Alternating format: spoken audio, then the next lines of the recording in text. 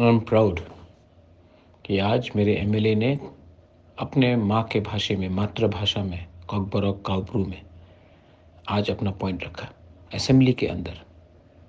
इससे पहले असेंबली में कोई नहीं बात करता था अपने मदर टंग में, शर्म लगता था हमें, कोई समझेगा कि नहीं समझेगा। लेकिन आज तिपरामोथा के एमएलए ने बात किया और कोई समझ सकता है तो समझ सकता, नहीं समझ सकता तो नहीं समझ सकता, हमारा भाषा समझ लो। लेकिन हम लोग अपना अब अधिकार मांगेंगे, असेंबली में अंदर मांगेंगे, बाहर भी मांगेंगे।